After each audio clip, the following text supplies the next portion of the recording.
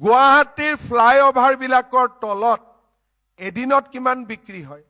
এদিনত নাই বুলিও 70,000 টকাৰ পৰা 1 লাখ টকা বিক্ৰী হয় এদিনত। কিন্তু ফ্লাইঅভাৰ বিলাকৰ তলত কোন বহি আছে? কোনোবা অসমীয়া ল'ৰা ছোৱালী আছে? কোনবা আছে? এই পৰিৱেশটো আমি বদলাব পাৰিম নে নোৱাৰিম? আমি যদি বদলাব নোৱাৰো, এদিন এইখন অসমত আমি কোনেও থাকিব নোৱাৰিম। এইখন অসমত আমি কোনেও থাকিব নোৱাৰিম। আৰু আজি সেই দিনটো আহি পৰিছে।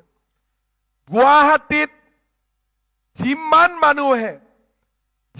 মানুহে সৰু দোকান পাতি, ফ্লাইঅভাৰ, মেডিকেল কলেজৰ সন্মুখত, MMCৰ সন্মুখত, দিছপুৰৰ জনতা ভৱনৰ সন্মুখত যিমান দোকান পোহাৰ, গুৱাহাটীৰ ৰিক্সা, গুৱাহাটীৰ ই-ৰিক্সা, আপোনালোকে মাত্ৰ নামবিলাক সুধিব, অসমীয়া থলুৱা ল'ৰা ছোৱালীৰ নাম আপোনালোকে 10% পাব।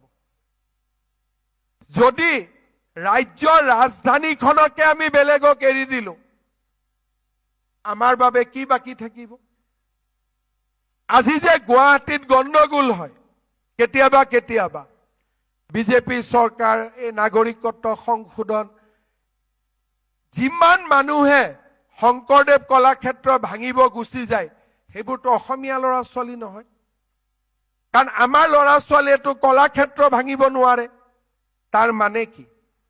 তাৰ মানে আজি গুৱাহাটীতো ব্যৱসায় বাণিজ্য আমাৰ হাতত নাই। আৰু কৰবাত যদি দোকানখন আমাৰ, কাম কৰা ল'ৰা ছোৱালী এটাও আমাৰ নহয়। দোকানৰ যদি মালিক ভুলতে আমি গাড়ীখন লৈ গধূলি টকা কেইটা আমি ল'ব আহিম, কিন্তু কাম কৰা মানুহখিনিও কিন্তু আমি নহয়।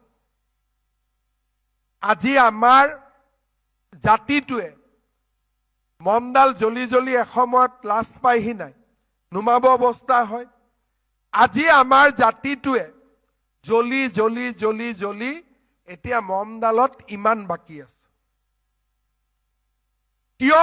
এটাই কথা, মই যোৱাবাৰ যেতিয়া ঢিঙত গণ্ডগোল হৈছিলে, তেতিয়া মই ষ্টেটমেণ্টবোৰ শুনি আছিলো, বোলে আমি আপাৰ আছামত নাযাওঁ, আমি নগলে কোনে কাম কৰিব, আমি চাম।